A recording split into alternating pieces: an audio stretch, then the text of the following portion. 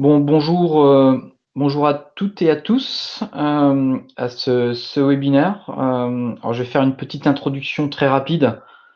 Alors, peut-être, je pense que vous avez un room chat. Je pense que tout le monde a compris le principe. Je vous invite vraiment à poser vos questions. Ça peut être aussi une session interactive. Donc, si vous avez des questions dans la foulée de la présentation de ce webinaire, n'hésitez pas aussi pourquoi pas à poser la question et on fera le recueil de tout ça à la fin.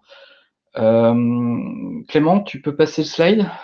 Donc, je vous propose de commencer. Alors, je disais présentation très rapide parce que l'idée c'est d'aller dans le cœur du sujet. Donc, je suis Laurent Picon, associé chez KPMG. Alors, avec une expérience antérieure chez KPMG autour du reporting, de la conciliation et chez KPMG, bien sûr, sur le sujet de la conciliation. Alors, je vous rassure, c'est pas la thématique d'aujourd'hui.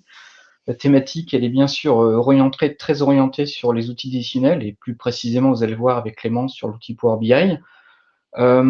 Pour info, on a monté quand même une offre chez KPMG qui s'appelle Form. Alors pourquoi j'en parle? Tout simplement parce que dans Form, qui est une solution très orientée sur le sujet du reporting et de la conso, on y a intégré aussi bien sûr les outils décisionnels et plus précisément Power BI. Et c'est dans ce cadre-là que Clément, qui est lui donc fait partie de mon équipe et qui a participé à ce déploiement de cette solution Form et l'intégration de la business intelligence dans Form, on a décidé effectivement de vous présenter le bénéfice de cette solution, quels que soient les services dans une entreprise, la couverture étant très large. Clément, je vais te laisser la parole. Ouais, Alors, donc, au passage, Clément, qui est lui-même certifié Microsoft Power BI. Voilà. donc bonjour à tous, donc Clément Ragzek, donc je suis expert BI chez KPMG depuis bientôt 1 an et demi. Donc je travaille chez les clients à la mise en place des tableaux de bord, déploiement des reporting et je suis aussi formateur sur l'outil Power BI, donc, comme Laurent disait. Alors au programme aujourd'hui, on va faire un rapide point sur le pilotage, sur les enjeux du pilotage, qu'est-ce que ça apporte aux entreprises. On va faire un petit point aussi sur la BI. Qu'est-ce que c'est la BI? En quoi ça va modifier, ça va impacter? Qu'est-ce que ça va apporter à vos reporting et aussi à vos process de reporting? Ensuite, on va continuer sur une petite démonstration de l'outil et on finira par une séance de questions-réponses. Alors, je vous rassure, le teasing avant la démo est très rapide. Alors, donc, en tant que directeur financier, en tant que contrôleur de gestion, vous avez besoin d'avoir une activité une vision d'ensemble de votre activité. Et c'est pour ça que le pilotage est quelque chose d'essentiel. Vous avez besoin de suivre des indicateurs d'activité, de résultats, qui peuvent être comptables. Vous avez besoin d'être capable de saisir des opportunités, de repérer des marchés potentiels. Vous avez besoin également de suivre des KPI, donc les indicateurs clés de performance. Et donc tout ça, ça va vous permettre d'abord de sécuriser l'activité, ensuite de limiter les risques. Dans un contexte qui est particulier comme aujourd'hui, c'est important. Et ça va vous permettre aussi de développer votre chiffre d'affaires et de concrétiser des projets d'investissement, par exemple. Alors évidemment, le pilotage, ça s'adresse à toutes les entreprises, pas forcément qu'aux plus grandes. Aujourd'hui, toutes les entreprises sont concernées, même les PME. Et au sein des entreprises, tous les services doivent être concernés également. Évidemment, on a la fonction financière qui est la première à avoir un pilotage, mais on peut aussi penser aux ventes, au marketing, aux achats, aux ressources humaines. Donc c'est vraiment quelque chose qui permet d'avoir une vision globale de l'activité. Et on n'est pas seulement sur des chiffres et des outils, mais on est vraiment sur quelque chose qui va pouvoir apporter à la décision, qui va aider à la décision derrière. Alors malheureusement, dans la pratique, le reporting chez les entreprises, c'est pas toujours évident. On a souvent la problématique que les données, elles peuvent être dispersées dans plusieurs outils. Alors on va avoir des données dans des fichiers Excel, on peut avoir des données sur des PDF, sur des fichiers texte, on peut avoir aussi un logiciel comptable ou un logiciel type SAP. Et tout ça, ça va compliquer en fait la construction d'un reporting. C'est-à-dire que vous allez avoir des sources différentes, il va falloir les uniformiser. Et ça, c'est très compliqué, sachant qu'aujourd'hui, la plupart des entreprises, et même les plus grandes, utilisent toujours Excel. Oui, et je complète là-dessus juste rapide, Clément, parce qu'on avait sorti une étude chez KPMG il y a quelques années sur le sujet du reporting. Et les services de contrôle de gestion, alors on est très orienté sur la partie finance, mais 60% des groupes qu'on avait interviewés, ça représentait un panel de 200 groupes, on va dire ETI, PME, utilisaient encore la solution Excel pour leur reporting de gestion, 60%. C'est ça, tout à fait. Ça, je peux le confirmer. Moi, j'ai travaillé quelques années dans la grande distribution.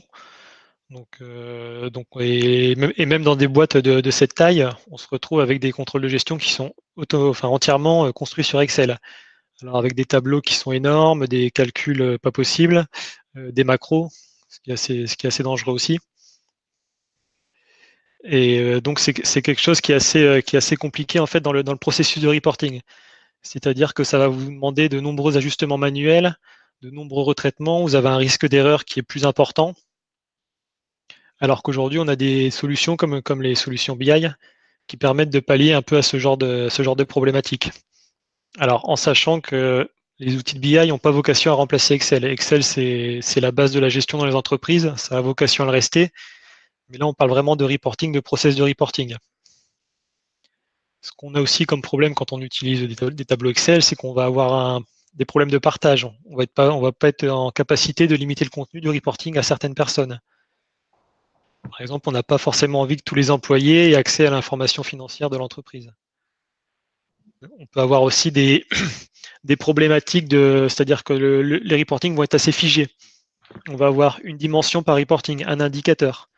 On va avoir du mal à à passer d'une dimension à une autre, à passer par exemple d'un horizon temporel un an à mois, etc. À regarder une vision produit, une vision géographique et à mixer tout ça. Quand vous devez faire ça, en fait, vous devez avoir un reporting pour chaque dimension et c'est assez lourd. Ce qui est souvent un peu problématique dans ces notions d'outils libres, un peu comme Excel, hein, c'est certes flexible, mais ça demande une réflexion très structurée, très structurante au départ, hein, pour malheureusement pas être forcément adapté à une évolution en fonction, bien sûr, des besoins qu'amènent les reportings futurs. Tout à fait. Et donc, ce qu'on a dit, en fait, pour résumer, c'est que les trois freins majeurs à avoir un pilotage qui soit efficace dans l'entreprise, c'est la perte de temps, c'est-à-dire que c'est un processus qui est extrêmement chronophage pour les équipes, qui est assez lourd. On a un partage de l'information qui est limité. On a aussi des problématiques de sécurité qui peuvent être assez importantes. Et enfin, en termes d'interactivité, de visuel, de flexibilité, aujourd'hui, on est capable de faire beaucoup mieux. Alors donc, parce que la solution pour pallier à ces problématiques, c'est évidemment de mettre une solution en place de business intelligence. Donc les solutions historiques sur le marché, on a ClickView, on a Tableau, et aujourd'hui on a Power BI qui est la solution Microsoft qui monte pas mal en puissance. Donc elle monte en puissance parce que Microsoft investit évidemment beaucoup dedans, que c'est une solution qui est aussi pas mal complémentaire avec les autres, avec tout l'environnement Office, Azure, Microsoft. Et c'est une solution qui est adaptée à tous les types d'entreprises, toutes les tailles. Et ce qui est intéressant par rapport aux solutions anciennes, c'est que vous allez avoir deux parties dans un outil de business intelligent. Vous allez avoir une partie évidemment visuelle, KPI, analyse, etc. Mais vous allez aussi avoir toute la partie amont, toute la partie retraitement, processus de retraitement, automatisation. Et cette partie-là, dans Power BI, elle est directement intégrée. Donc c'est pas que cosmétique. Il faut voir aussi tout le travail sur la donnée qui est fait en amont. Parce que pour appuyer ce que tu dis, hein, Clément, tu comparais Power BI avec les solutions de ClickView et notamment Tableau. ClickView et Tableau sont des outils ce qu'on appelle de data visualisation, donc très orientés sur finalement la cosmétique des tableaux de bord, avec bien sûr une vision très utilisateur.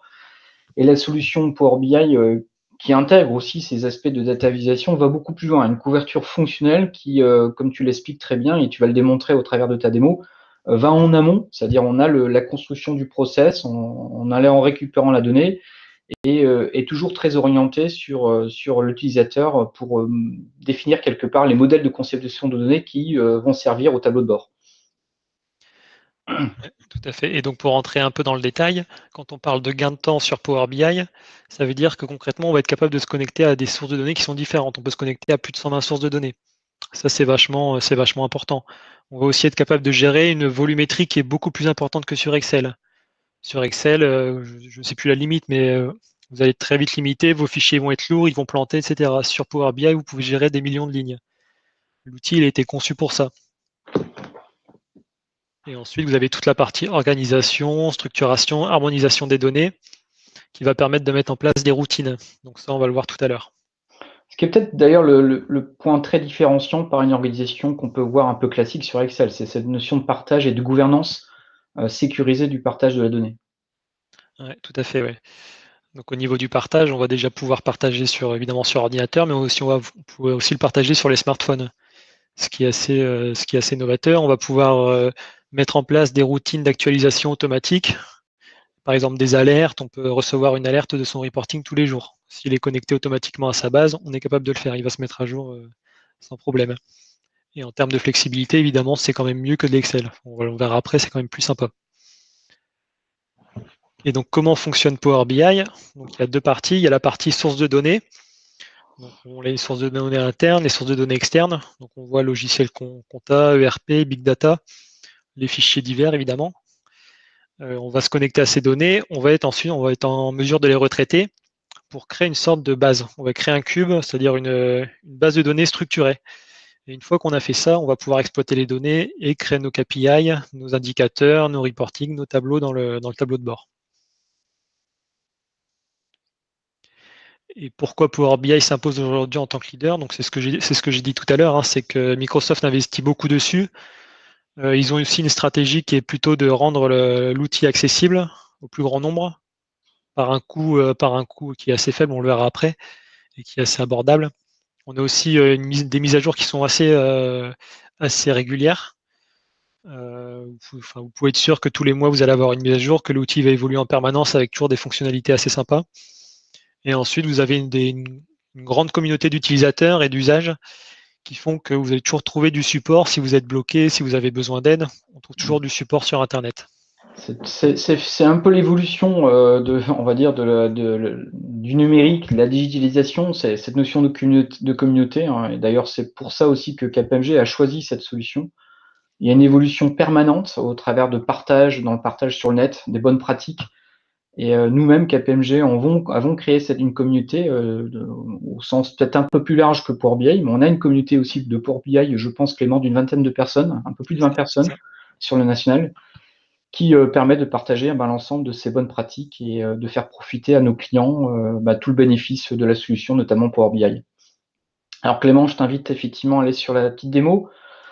Et la démo va se dérouler sur peut-être expliquer ce que c'est en amont, puisqu'on a parlé un peu en amont de la transformation de la donnée et effectivement peut-être préciser pourquoi Power BI n'est pas qu'une solution de data vis. Et tu vas expliquer aussi toutes les possibilités aussi en termes de flexibilité, de facilité, cette vision d'utilisateur qui est très intéressante pour construire quelque part nos tableaux. Tout à fait. J'ai vu qu'on avait une question dans le chat. On essaiera peut-être d'y répondre à la fin si ça vous va. Oui, nickel. On va les poser. Ouais, on les retient. De toute façon, je pense qu'on peut les dérouler et on va faire ça à la fin. Très bien. Alors, donc, je vais vous montrer Est-ce que l'outil. tu peux agrandir? Oui. Juste petite précision de Florence qui anime un peu aussi donc Florence, notre animatrice sur la partie du site, précise que vous avez un petit screen pour pouvoir éventuellement agrandir. Et je vous invite à le faire parce que sur la partie démo, c'est plus agréable d'avoir la vision plein écran. Donc c'est le petit carré qui se trouve entre la petite roue et le petit point rouge, tout en haut de votre écran. Ok, donc là, si vous voyez mon écran, ce que j'ai ouvert, c'est la version bureau. Donc ce qu'il faut savoir, c'est que Power BI, il y a deux versions. Il y a une version bureau, que vous allez ouvrir comme Excel, comme PowerPoint, etc., qui est une version accessible gratuitement. Donc vous pouvez la télécharger et en fait, vous avez accès à toute la création du tableau de bord. Donc vous pouvez déjà, même sans avoir rien payé, vous pouvez déjà créer des tableaux de bord sur Power BI. Ce qui va être payant derrière, ça va être un abonnement à la plateforme web. C'est le modèle économique de Microsoft, c'est de vous faire payer les fonctionnalités supplémentaires de partage. Mais on le verra après, c'est assez abordable. Exact. Donc là, on est sur l'interface principale. Donc pour faire un peu de contextualisation, on est sur un reporting comptable classique. donc avec des indicateurs financiers à base de compte de résultats, de bilan, de trésorerie. Et la source des données, c'est un fichier, c'est un grand livre. Donc c'est un grand livre qui est connecté à notre outil comptable via un lien web. Alors, on est très financier parce qu'on s'appelle KPMG, mais on aurait pu très bien aller chercher des données de gestion commerciale ou d'autres data, hein, Clément, évidemment. C'est ça, tout à fait, ouais. Tout à fait. Donc là, on est sur l'interface principale. Alors, c'est l'interface principale, mais l'interface qu'on va montrer d'abord, c'est l'interface de retraitement. Donc, qui s'appelle l'ETL et qui correspond en fait à Power Query. Donc, Power Query, pour ceux qui connaissent, c'est un complément Excel qui va permettre d'automatiser, d'industrialiser des retraitements qu'on veut faire sur les données. En ETL, pour Extract Transformation Load, c'est vraiment la transformation des données de fichiers sources qui donc permet d'automatiser les requêtes, ce que Clément va vous montrer. C'est ça, tout à fait. Et donc là, vous voyez, pour vous présenter rapidement, sur la droite, vous allez avoir différentes sources de données. Au milieu, vous allez avoir les données. Et à droite, vous allez avoir toutes les modifications que vous allez appliquer aux données. Donc là, la première étape, ça va être la connexion à la source, la navigation. Je passe assez vite dessus, hein. On va changer les types, on va mettre du texte. Là, par exemple, on a une étape qui peut être intéressante. C'est par exemple si vous avez des points à la place des virgules dans votre base, vous pouvez le modifier directement ici et ça va s'appliquer à toute la base. Vous n'avez pas besoin de bidouiller dans Excel là-dessus. Et ce qu'on va faire pour montrer un petit exemple, c'est qu'on va intégrer un fichier FEC, un dossier FEC, pardon. Donc on va aller dans l'accueil, on va choisir les sources de données.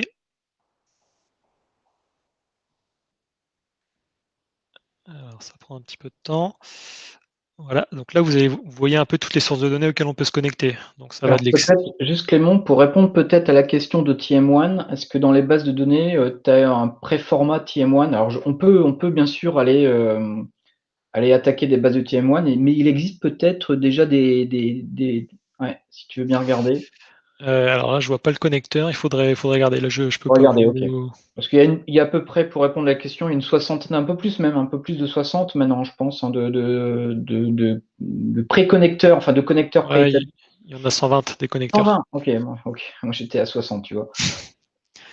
Donc, vous voyez un peu ici, hein, vous avez aussi des bases. Si vous avez une base de données Access, Ouais. vous pouvez vous connecter, du SQL évidemment, Oracle. Vous avez vraiment un grand nombre. Et de toute façon, c'est incrémenté régulièrement, hein. Et ça vit de plus en plus parce que les 60, c'était il y a à peu près il y a 2 ans, quand on a commencé nous à prendre la solution au sein de KPMG. Donc il y a vraiment une communauté qui fait vraiment évoluer tous ces évolutions possibles notamment sur la partie ETL, exactement. Et pour en revenir à mon exemple, ce que je veux faire, c'est que je vais essayer de me connecter non pas à un fichier Excel, mais à un dossier. Ce qui peut être plus intéressant quand vous avez besoin de compiler des données. Par exemple, là, je vais avoir mon dossier avec mes FEC. Donc, vous voyez, j'ai un FEC de 2019, un FEC de 2020, donc, qui se présente comme ça. Donc, c'est un fichier CSV avec des tabulations qui vont séparer les différentes colonnes, donc, qui est pas très beau en soi. Ce qu'on va faire, c'est qu'on va pouvoir, hop, on va insérer le chemin du dossier. Hop, comme ça, il va nous le trouver. Voilà. Et là, on va mettre combiner, transformer les données. Là, normalement, il va être capable de de reconnaître un peu comment dire, les espaces entre les colonnes. Donc là, il va reconnaître que le délimiteur, en fait, c'est des tabulations. Et il va déjà me préstructurer, en fait, ma base. Alors, juste pour les néophytes, peut-être autour de la table, FEC, c'est le fichier d'écriture comptable hein, qui est communiqué d'ailleurs à l'administration fiscale. Tout à fait. Et donc là, en fait, il aura appliqué automatiquement certains retraitements. Ce qui peut être intéressant, par contre, derrière, c'est si je veux rajouter des retraitements, d'autres retraitements. Par exemple, je trouve que dans ma base, j'ai trop de colonnes. J'ai trop de colonnes, je ne sais pas quoi en faire, j'ai pas besoin de tout ça. Je vais sélectionner les colonnes qui m'intéressent. Par exemple, voilà, le nom de ma source, le nom de mon compte, le libellé du compte, par exemple. Je vais masquer ça. Mon crédit, mon débit, qui est ici. Voilà. Et là, ce que je peux faire, c'est que je vais supprimer les autres colonnes. Donc admettons que vous avez 50 colonnes, vous voyez, vous pouvez faire le tri en quelques clics. En fait, tout le principe de Power Query, c'est du clic en fait. C'est pas du code, il n'y a pas besoin d'être informaticien. Vous avez plein de fonctions qui sont accessibles via les bandeaux. Donc là, par exemple, j'ai supprimé des colonnes, mais admettons que j'ai un fichier Excel qui soit pas très propre avec des différentes colonnes, que j'ai envie de pivoter, dépivoter. Ça, je peux le faire assez facilement. Et donc, vous voyez, en fait, cette modification de suppression de colonne, elle va s'appliquer maintenant à chaque fichier FEC que je vais insérer dans mon dossier, et de façon automatique. Donc, en fait, j'ai pas besoin de toucher à ma donnée source. C'est ça, en fait, qui est très important. Avec des routines en plus. Hein. Avec des routines, ouais. Des routines, donc c'est beaucoup plus sûr en termes de process, en termes d'erreurs. Vous avez beaucoup moins de chances de vous planter en utilisant ce genre d'outils. Donc ça, c'est l'interface principale. Donc pour résumer, c'est vraiment la connexion, la transformation des données, en sachant que là, j'ai été assez vite, hein, mais on peut aller vraiment assez loin dans la structuration de la donnée. Donc je vais repasser sur l'interface principale. Hop. Donc là, je vais revenir à mes sources. Donc là, je vais revenir à mon grand livre. Donc ça, c'est ma base de données, hein. Alors ça va être ma base de données principale. Aussi, je vais avoir une table de mapping. Quand on fait un reporting comptable, généralement, on a besoin de faire un mapping. C'est important. On a aussi besoin d'une table de date. Alors pourquoi une table de date? Ça va vous permettre de faire des analyses temporelles, de calculer du N-1, du N-2. Alors, j'ai une question. Est-ce qu'on peut gérer les valeurs manquantes? Oui, on peut filtrer en fait dans le Power Query. Toutes les valeurs qui sont nulles, on peut les enlever. Toutes les valeurs où il y a par exemple il y a un NA, on peut l'enlever. Comme ça, derrière, ici, elles apparaissent pas en fait. Elles sont filtrées, c'est comme si elles étaient complètement absentes de la base de données finale. En sachant que quand on filtre une donnée dans le Power Query, elle n'est pas supprimée. Elle est là, c'est juste qu'elle est masquée en quelque sorte. Mais oui, en fait, c'est très utile. Le Power Query, c'est très utile pour faire du nettoyage de données. Je continue Clément, à continuer sur le truc, hein, enfin sur la démo. Ouais. Ouais, donc là, vous voyez, on a nos différentes tables. Ensuite, on va voir le modèle de conception. C'est-à-dire les relations entre les tables, ça c'est vachement important. C'est-à-dire que quand dans Excel, vous avez besoin de faire de faire des relations entre des données de différentes sources, vous allez faire des recherches V dans un fichier Excel, ce qui est assez lourd, ce qui peut être assez pénible à faire. Alors là, par exemple, vous avez juste à créer un lien, en fait, à trouver une clé commune entre les tables. Donc là, c'est assez simple, en fait. Ma clé commune, ça va être la date. Et tout ça, ça va vous économiser une puissance de calcul qui est assez importante. Et enfin, quand on a ces tables, quand on les a reliées entre elles, on va pouvoir passer à la création du reporting. Donc je vais vous montrer par exemple sur l'overview. Alors juste pour info, ici vous avez les formules, donc toutes les formules que vous allez créer pour être utilisées dans votre reporting. Ici vous avez les visuels que vous pouvez choisir. Et ici vous avez des notions de filtre. Donc ça c'est vachement important. Donc là par exemple sur cet onglet, on va avoir une vision d'ensemble de l'activité. Ce qui est intéressant tout de suite, c'est qu'on a un filtre sur est-ce que je veux avoir une vision mensuelle, est-ce que je veux avoir une vision cumule. Et en un clic, je peux passer d'une vision cumule à mensuelle. Donc là, je suis sur mon cumul à décembre 2020. Je peux passer sur mon mensuel en 2 clics. Je peux aussi choisir mon mois. Ça se met à jour très vite. Ce qui est aussi intéressant, c'est en termes de construction aussi. Si vous avez bien construit votre modèle de données, derrière, ça peut aller très vite en fait pour faire des modifications. Par exemple, admettons que c'est pas la trésorerie qui m'intéresse, c'est mon besoin en fonds de roulement. Je vais pouvoir aller ici en quelques clics dans ma base de filtre. Après, il y a un peu de travail en amont évidemment, mais comme ça a été construit en amont, je vais pouvoir choisir mon besoin en fonds de roulement. Voilà.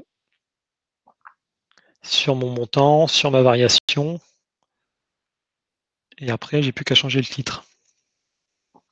Donc là, on voit vraiment l'outil vraiment très axé. Alors, bien sûr, c'est ce que tu dis en amont. Il y a une préparation à la fois en termes de structuration de modèle, c'est-à-dire de croiser les bonnes tables de faits et de dimensions. Et il y a peut-être, si dans la base de données qu'on attaque, il n'y a pas les agrégats définis, il faut bien sûr les définir au travers des formules que tu en as montré une rapidement. Voilà, donc ça, c'est effectivement, ce sont les prérequis. Ouais, tout à fait. Je peux vous montrer un autre exemple de reporting. Donc là, on va être sur une analyse du compte de résultat, donc avec un chiffre d'affaires. Donc là, vous voyez tout de suite, c'est assez visuel. On va avoir une comparaison du chiffre d'affaires versus N-1, qui peut être intéressant, notamment si je suis sur le cumul. Après, vous avez différents tableaux et vous avez différents graphiques et vous avez un tableau aussi de compte de résultat classique. Donc c'est toujours intéressant. On peut mixer des graphiques et des tableaux et passer de l'un à l'autre assez facilement. Et ce qui est intéressant, dans les tableaux, c'est que je vais pouvoir faire du drill down, c'est-à-dire passer d'une vision macro à une vision plus micro. Donc là, par exemple, si j'ai envie d'aller fouiller, voir ce qu'il y a dans mon EBITDA, voilà, je vais pouvoir très vite descendre à mes agrégats. Donc, est-ce que maintenant, si je veux aller voir dans mes charges de personnel, je vais trouver tout le détail de mes comptes. Et si je pouvais aller même dans le détail des écritures. Ouais, Donc là, ça dépend évidemment si la data existe ou pas dans le fichier source. Et ça me permet de répondre à la question de Khalil. Oui, on a la possibilité, bien sûr, d'avoir plusieurs tables et les relationner quelque part entre elles. On va vraiment dans une notion de table relationnelle. Hein, et en fonction de ça, d'aller chercher la granularité de la data qui nous intéresse. Là, Clément vous a montré une connexion relativement simple sur deux tables, hein, mais on a des modèles beaucoup plus complexes, hein, Clément. Ouais, tout à fait. En fait, sur du reporting comptable, le modèle relationnel, il est assez simple. Vous allez avoir une base comptable, une table date, une table de mapping, et c'est à peu près tout. Par contre, quand vous faites de l'analyse commerciale, de l'analyse des ventes, là, vous allez avoir beaucoup plus de tables, beaucoup plus de dimensions, et donc il va falloir construire beaucoup plus de relations entre les tables. On a monté, pour exemple, chez un client, là on reste toujours dans le domaine de la finance, mais on avait des tables sur le budget, des tables sur le réalisé, donc des tables de sources différentes, et où Clément a pu attaquer les deux éléments, Tout à et fait, oui. donc de faire du reporting en croisant des données, et donc de faire quelque part des beaux tableaux de bord qui comparent des éléments budgétés avec du réalisé. C'est Et ça, tout on à était, fait. je pense, sur une dizaine de tables, hein, globalement. Voilà. Ouais, c'est ça, c'est qu'en fait, on va avoir les données de vente qui vont se trouver sur un logiciel type SAP, et vous allez avoir vos budgets qui vont être dans des fichiers Excel à part, créés manuellement. Et on va pouvoir, avec les retraitements qu'on fait dans le TL, on va pouvoir combiner les deux et avoir les deux, la comparaison sur un seul et même graphique, alors que ce sont des données qui viennent de sources différentes. Ce qui va avoir en commun entre ces deux sources, ça va être la date. Juste pour aller pas dans la technique, parce qu'on n'a pas forcément le niveau de toute des compétences autour de cette table, mais le langage DAX qui est derrière, qui est utilisé, pourrait être un autre langage. Hein, là, on utilise le langage propre à, si j'ose dire, à Power BI. Mais on a modélisé, en tout cas Clément a modélisé des tableaux intéressants avec, par exemple, des notions de simulation. Donc on peut faire au travers de code un peu plus complexe, dès lors où bien sûr on maîtrise ce langage, d'avoir des tableaux avec de la simulation, des indicateurs qui permettent typiquement de définir en fonction d'un agrégat, de simuler voilà, l'évolution de l'EBITDA et de voir ses conséquences de l'EBITDA, par exemple, sur le total du résultat net. Et ça, bien sûr, on peut le transposer sur n'importe quel service. Et donc ça, c'est très intéressant, Clément. Ouais, tout à fait.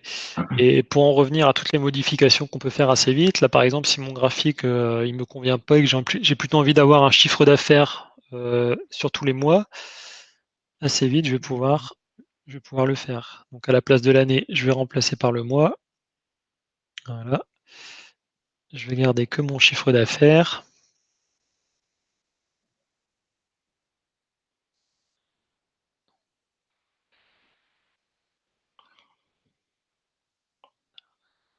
Bon, j'ai un petit souci technique, je vais passer là-dessus assez vite. Maintenant, ce que je vais vous présenter, c'est la version web.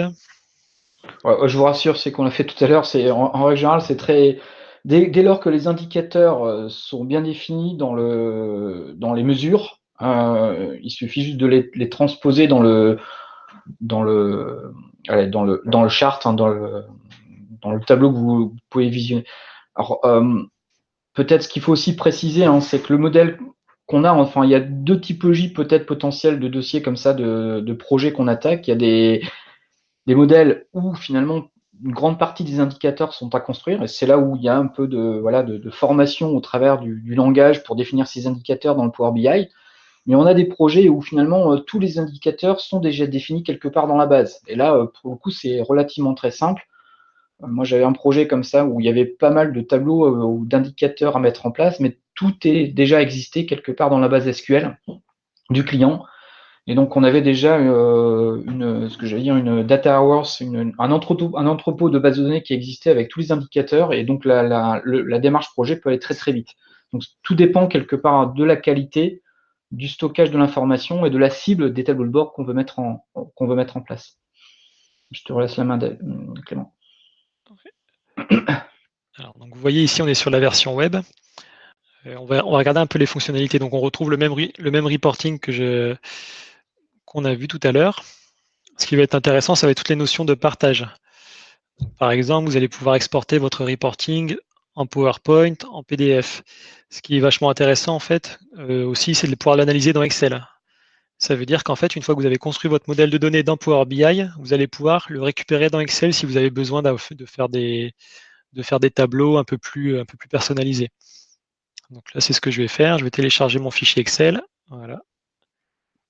Démo Power BI. Et en fait, je vais récupérer mes données sous forme de tableau croisé dynamique. Et donc ça, c'est un bon exemple de complémentarité entre Power BI et Excel. Donc alors, il va falloir que je reconstruise mon chiffre d'affaires. Alors voilà.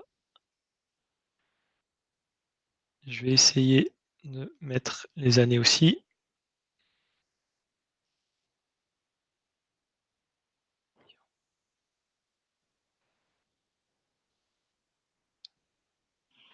Voilà. Il va falloir que je récupère mes ventes de produits. Voilà. En fait, je le construis comme je l'ai construit dans le Power BI. Et voilà. Et donc là, vous voyez que je vais retrouver mon 5 540 comme ici. Ouais, donc là, ce qui est hyper intéressant, parce qu'on peut très bien avoir une vision un échange de partage de la donnée sur ce que tu disais tout à l'heure, Clément, en introduction au départ, avec une gouvernance, c'est-à-dire faire partager la donnée à qui on le veut, mais on pourrait très bien reconstruire sous un format, une présentation différente, les tableaux qui ont été présentés sur la version web ou sur la version Power BI, en fonction des besoins que le service souhaite, et d'avoir une présentation, une articulation des tableaux complètement différente sur Excel. Donc on garde effectivement aussi l'outil Excel en complément de Power BI. Et donc vous voyez, là, j'ai fait des modifications, j'ai retrouvé mon chiffre d'affaires. Et c'est assez fluide. En fait, c'est pas lourd. En fait, c'est connecté directement au web. D'ailleurs, tu peux préciser où si tu as là on est sur vraiment, je ne sais plus combien de data données tu avais dans ton fichier, mais l'export sur Excel, ça représente très peu d'octets, hein, puisqu'on est vraiment sur le web, hein, c'est ça? Ah, tout à fait, on peut regarder la taille du fichier, hein, de toute façon. Mm. Il pèse 5 kilooctets, donc c'est rien du tout. C'est rien du tout, ouais, exactement. Alors ensuite, si on revient un peu aux fonctionnalités, vous allez pouvoir partager votre rapport. Donc là, par exemple, si je veux le partager à quelqu'un de l'entreprise, je vais pouvoir le faire. Je vais le retrouver ici, voilà. Je vais pouvoir lui envoyer le rapport et lui donner l'accès. Je vais pouvoir aussi incorporer le rapport dans un SharePoint ou dans un site web. Il faut savoir qu'il y a beaucoup d'applications qui sont construites sur du Power BI. Quand vous regardez vos comptes en ligne, quand vous avez des graphiques de suivi de solde de vos comptes bancaires en ligne, vous pouvez être sûr que derrière, il y a soit du Power BI, soit un autre outil de data visualisation derrière. En fait, c'est ce qui permet de construire ces applications. Vous pouvez aussi générer un QR code. Ce qui est pas mal aussi, c'est qu'on peut mettre des commentaires, c'est-à-dire qu'on peut faire des échanges, on peut avoir des échanges sur les données, sur les graphiques, etc. Ensuite, on peut s'abonner, c'est-à-dire recevoir une newsletter tous les jours sur le reporting. Et ça, c'est vachement intéressant. Là, Et si ça, on c'est peut faire par exemple, ce que tu veux dire, Clément, c'est faire partager d'une manière, encore une fois, en forme de routine à quelqu'un du service, c'est ça? ouais, c'est ça. C'est-à-dire que si votre reporting, vous avez fait en sorte qu'il s'actualise tous les jours de façon automatique, avec une actualisation planifiée, vous allez pouvoir tous les jours recevoir une alerte en fait une fois qu'il sera mis à jour. Sur votre boîte mail par exemple, ou sur votre smartphone ou autre. Exactement.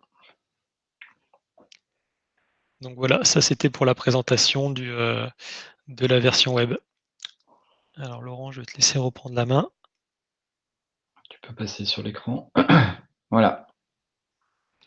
C'est bien parce qu'on a déjà. Alors tu peux passer sur le slide Hop, suivant. ouais. Juste peut-être, on prendra les questions à la fin, Clément, ou on les prend maintenant? On va les prendre à la fin. Je te propose, Clément. Ouais, ça me va, ouais. Sur la partie, bah, tu peux préciser, Clément aussi. On parlait de c'est une formule très démocratisée, hein, parce que les outils additionnels, en tout cas à mon époque, c'était des outils qui étaient très chers. Là, tu peux, au travers du slide, tu peux préciser, je pense qu'on l'a dit, le desktop est gratuit, et Clément, sur la partie quelque part partage, c'est 9 € par mois, c'est ça? C'est ça, c'est 9 € par mois par utilisateur. Ouais, donc quasiment, quasiment rien. Bon, il y a des formules entreprises, nous on ne connaît pas forcément toutes les modalités de prix, mais C'est ça, effectivement, ouais. c'est une solution très démocratisée, hein. C'est ça, je pense. Enfin, clairement, la stratégie de Microsoft, c'est de toucher De monde le possible, plus hein. de sites possible. Donc, ils n'ont pas intérêt à faire quelque chose de trop cher. Alors, Laurent, je te laisse là-dessus. Ouais, ok. Ben, alors oui, précisément, nous on a deux types d'approches dans l'accompagnement auprès de nos clients, alors qui s'appuient bien sûr sur de vrais spécialistes avec des certifiés, dont deux dans le Nord, qui sont Clément et Adja, donc qui font partie de mon équipe, hein, qui sont vraiment certifiés Power BI. Assez classiquement, bien sûr, on accompagne nos clients dans la mise en place d'un projet. Donc là, ça peut être effectivement, on prend le projet avec vous et on vous forme en même temps sur la mise en place de ce projet, avec une approche qu'on avait expliquée tout à l'heure. On parle finalement de votre cahier des charges, de votre cartographie cible, et de là, on va découler effectivement tout ce qui est à mettre quelque part dans l'applicatif Power BI. Mais on est aussi dans une approche formation, tout simplement. Là, on a un catalogue qui avait été fait par Clément, qui est assez large, hein, qui est basé sur des sets de data assez poussés. Donc, c'est des formations qui peuvent être tout simplement d'un jour ou 2 jours sur la partie exploitation. Donc, en gros, là, c'est plutôt de la data vise, hein, Clément, où globalement, on va être à l'aise pour faire un tableau de bord sur déjà un modèle de conception qui est déjà bâti.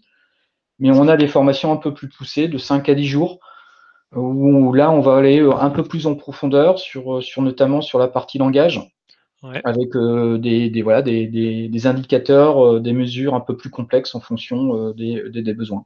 C'est ça, pour compléter un peu ce que dit Laurent sur la partie formation. Ce qu'on fait généralement, c'est qu'on a une partie formation classique, théorique de l'outil. On va présenter l'outil de façon assez générale, mais une fois que comment dire, on va avoir les bases, on va pouvoir passer sur la création d'un reporting en direct sur les données du client. Mm. Et ça, c'est vachement intéressant pour eux. En fait, on va construire un reporting pas à pas avec eux. Mm. Avec voilà, des sujets qui peuvent être très complexes, mais l'idée, c'est que vous soyez complètement autonome sur l'applicatif et pas simplement sur la mise en place de tableaux. Voilà, C'est ça, ouais. c'est le point important dans les formations, avec vraiment des sets de data qui ont été bâtis assez poussés. C'est ça, donc une formation et parfois un livrable. Ouais. Voilà. Bah, ou alors, peut-être juste pour conclure ce webinaire, et je te laisserai aussi conclure, Clément. Donc, depuis qu'on a mis en place cette solution aussi en interne, alors c'est une solution qui est complètement internalisée, c'est-à-dire que notre contrôle gestion aujourd'hui, régional ou national, profite de cet applicatif pour faire partager tous les indicateurs nécessaires à nos directions. Donc, on a une solution aujourd'hui qui est utilisée en interne. On a de plus en plus de clients qui profitent de cette démocratisation et voilà, de ce que peut permettre aujourd'hui Power BI dans les indicateurs. On a beaucoup de clients qui commencent à, si je veux dire, à capter l'intérêt de cette solution parce elle est encore une fois très transversale. C'est-à-dire qu'on ne parle pas simplement des services financiers, on parle d'une couverture fonctionnelle dans toutes les entreprises, tout secteur d'activité, et avec un bénéfice certain quelque part dans la prise de décision. On est vraiment, encore une fois, dans l'outil décisionnel, hein, la business intelligence, c'est ni plus ni moins les outils décisionnels, et on voit qu'aujourd'hui, la technologie permet de répondre vraiment à cette efficacité, cette rapidité, cette fréquence aussi, qui n'était pas encore possible il y a quelques années. Clément, je ne sais pas si tu veux rajouter C'est un ça, point. ouais, tout à fait pour compléter. On se rend compte avec nos clients que c'est vraiment une solution qui a fait ses preuves. Elle a été adoptée par des associations, des PME, des plus grandes entreprises. c'est vraiment une solution qui est adaptée. Et aussi, en termes de compétences, c'est une compétence Power BI qui est extrêmement intéressante pour les collaborateurs. Je pense notamment aux contrôleurs de gestion. Il est probable que dans 5 à 10 ans, on demandera à chaque contrôleur de gestion d'avoir quelques compétences sur Power BI. Très bien. Bah, écoute, Clément, ce que je te propose, c'est de descendre les quelques questions éventuellement. Si vous en avez d'autres, n'hésitez pas. On arrive pratiquement au terme de notre présentation.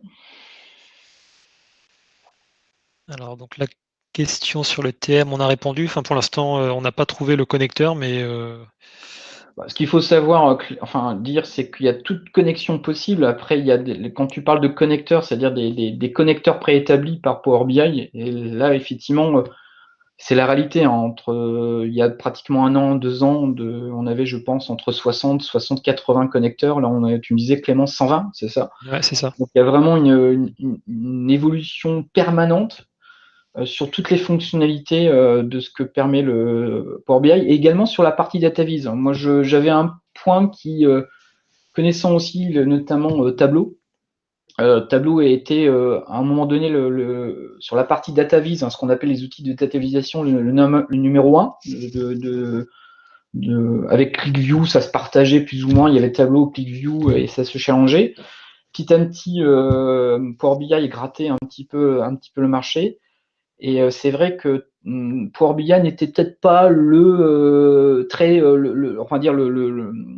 majeur sur la visualisation. Et aujourd'hui, grâce à la communauté, on a de plus en plus d'indicateurs préétablis, des graphes qui sont proposés par cette communauté. Donc, il y a une animation aussi sur cette partie des data vis qui fait qu'aujourd'hui, même sur la partie data vis, ça commence à gratter le marché un petit peu sur les autres outils de data visualisation. Tout à fait. Et pour en revenir à la question sur le TM, en fait, il est question de où est stockée l'information. Alors, ça dépend. Si vous avez la version desktop, l'information elle est stockée sur votre bureau, sur votre réseau, tout simplement. Après, si vous partagez sur le web, votre modèle de données, votre information, elle peut être stockée sur le cloud Microsoft, donc sur les serveurs Microsoft. Mais c'est vraiment sécurisé, hein. Il n'y a aucun risque, il n'y a vraiment aucun risque là-dessus.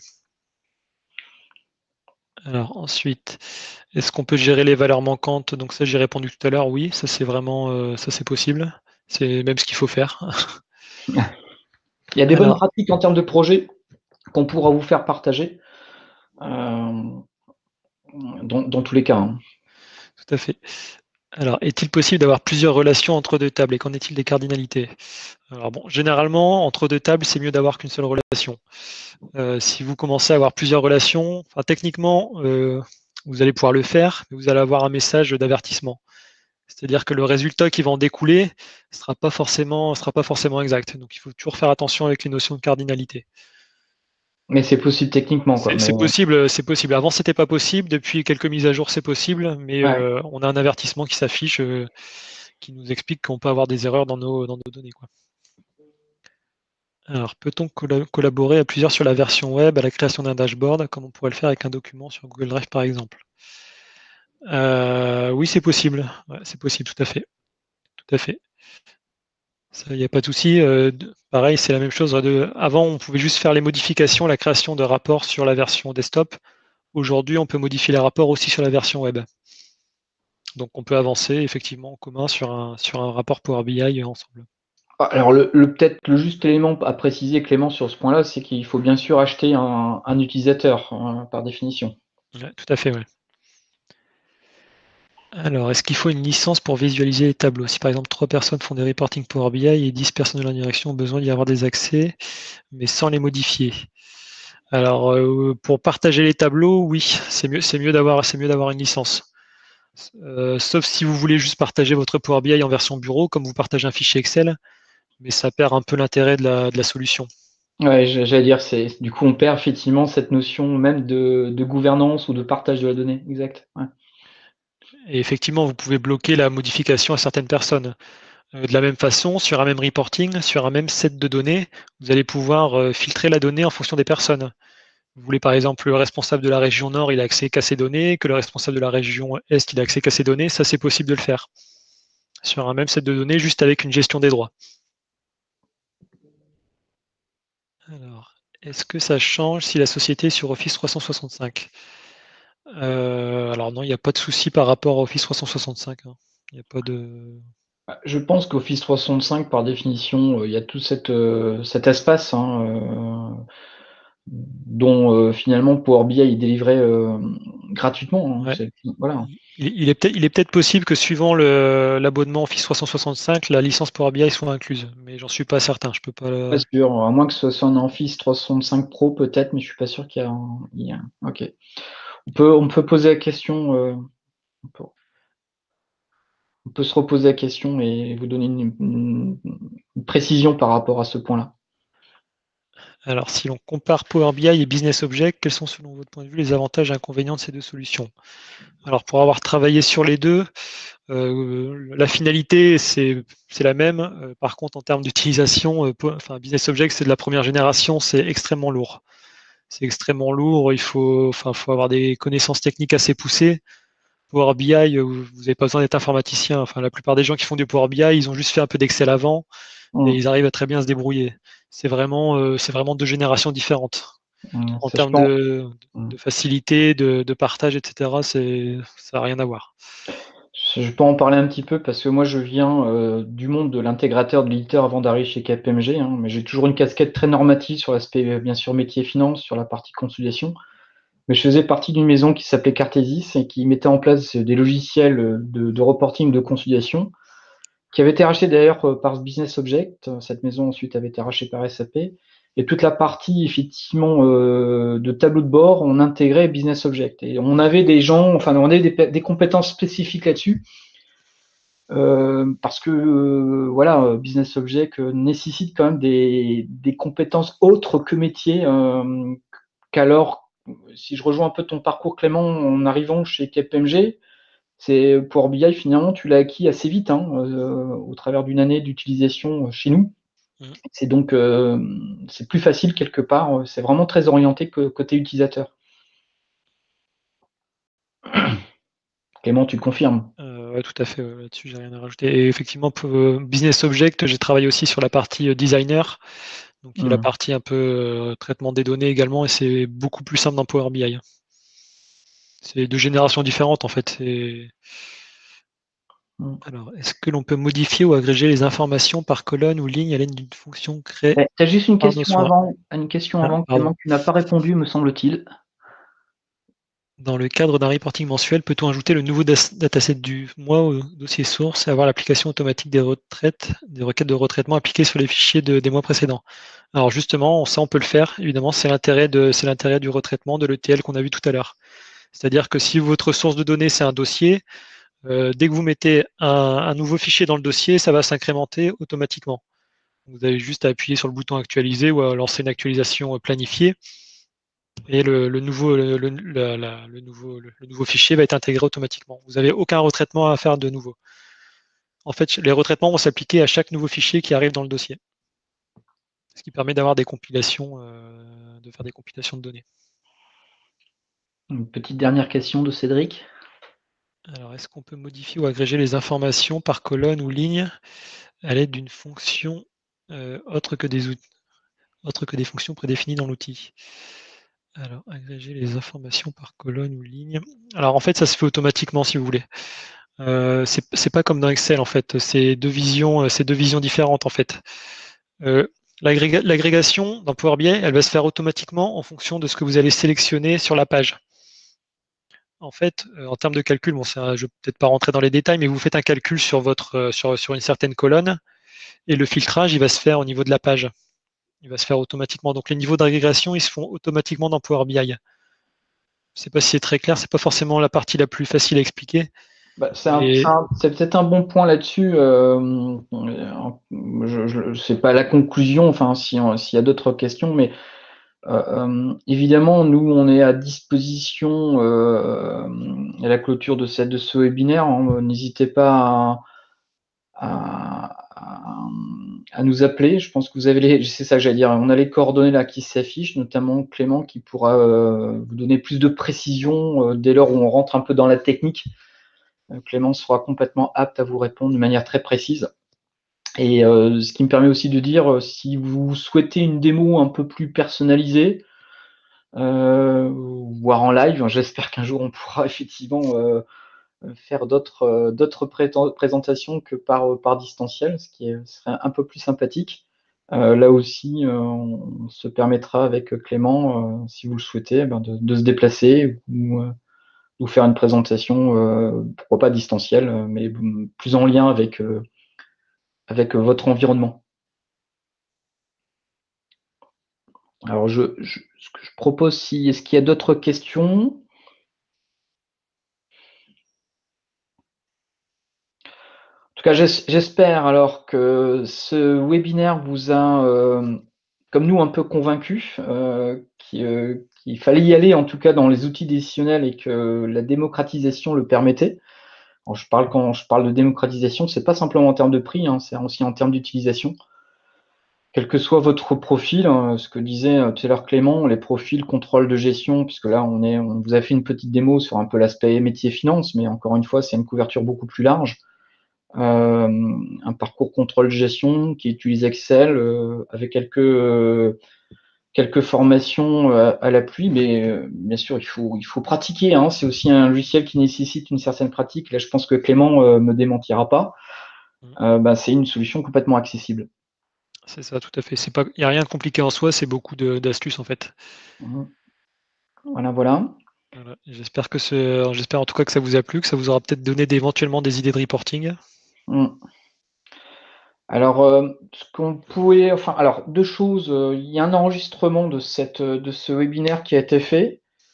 Donc, on pourra, je pense, Florence, ce que tu pourras peut-être préciser, est-ce qu'on peut envoyer cette présentation ou en tout cas, on vous enverra les slides dans tous les cas. Je ne sais pas si la vidéo ou l'enregistrement est possible de le faire. J'espère que les fonctionnalités de Caroom, peut-être, voilà. Et n'hésitez pas, on est à votre entière disposition si vous avez des questions. Très bien, je vous remercie. Merci. Merci à tous et à très bientôt et bon week-end.